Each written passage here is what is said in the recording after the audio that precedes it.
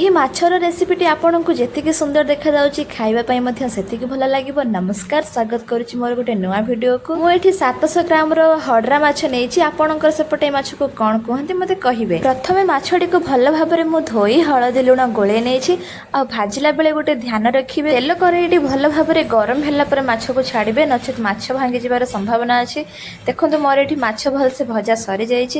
ତାପରେ ଏଇ ମାଛ ପାଇଁକି ଆମେ ଗୋଟେ ମସଲା ପ୍ରସ୍ତୁତି କରିବା। ଜିରା, ମିଡ଼ିୟମ ସାଇଜର ପିଆଜ, ରସୁଣ, ଅଦା ଓ ଲଙ୍କା ଆପଣଙ୍କ ହିସାବରେ ନେଇ ୟାକୁ ଗ୍ରାଇଣ୍ଡିଙ୍ଗ କରିନେବେ। ତାପରେ କରେଇରେ ତେଲ ଦେଇ ସେଥିରେ ପିଆଜ ପକେଇ ଭାଜି ନେବା। ପିଆଜଟି ହାଲକା ଭାଜି ହୋଇଗଲା ପରେ ଆଳୁ ପକେଇ ନେବା। ଏଇଠି ଗୋଟେ ଜିନିଷ ଧ୍ୟାନ ରଖିବେ, ପିଆଜଟିକୁ ବେଶୀ ସମୟ ଭାଜିବେନି, ନଚେତ୍ ଆଳୁ ଭାଜିବା ସମୟରେ ପିଆଜଟି ପୋଡ଼ିଯିବ। ଆଳୁ ଭାଜି ହୋଇଗଲା ପରେ ସେଥିରେ ପୂର୍ବରୁ ପ୍ରସ୍ତୁତ କରି ରଖିଥିବା ମସଲାକୁ ପକେଇ ନେଇ ଏଥିରେ ସ୍ୱାଦ ଅନୁସାରେ ଲୁଣ, ହଳଦୀ, ଲଙ୍କା ଗୁଣ୍ଡ, ଧଣିଆ ଗୁଣ୍ଡ, ଜିରା ଗୁଣ୍ଡ, ସବୁ ଗୁଣ୍ଡ ମସଲା ସହ ଫିସ୍ ପାଉଡର ଓ କସ୍ତୁରୀ ମେଥି ପତ୍ରକୁ ପକେଇ କଷି ନେବା। ତାପରେ ମସଲାଟି ଭଲ ଭାବରେ କଷି ହେଇଗଲା ପରେ ଗୋଟେ ବଡ଼ ସାଇଜର ଟମାଟୋ ସେଥିରେ ପକେଇ ନେବି।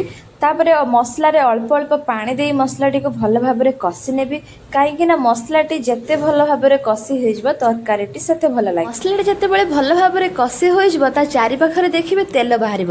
ସେମିତି ମୋର ବି ମସଲାଟି ରେଡ଼ି ହେଇଗଲାଣି। ଏବେ ଏଥିରେ ପୂର୍ବରୁ ଉଷୁମ କରି ରଖିଥିବା ପାଣିକୁ ଏଥିରେ ଦେବି। ଏଥିରେ ଥଣ୍ଡା ପାଣି ବିଲକୁଲ ଦେବେ ନାହିଁ, ତରକାରୀର ସ୍ୱାଦ କମିଯିବ। ପ୍ରଥମେ ଗ୍ୟାସଟିକୁ ହାଇ ଫ୍ଲେମ୍ରେ ତରକାରୀଟି ଫୁଟି ଆସିଲା ପରେ ଲୋ ଫ୍ଲେମ୍ କରିକି ମାଛ ସବୁ ପକେଇ ଦେବେ।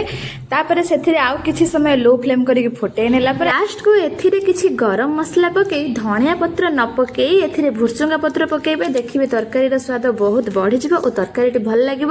ଭିଡ଼ିଓଟିକୁ ଲାଇକ୍ କରିବେ।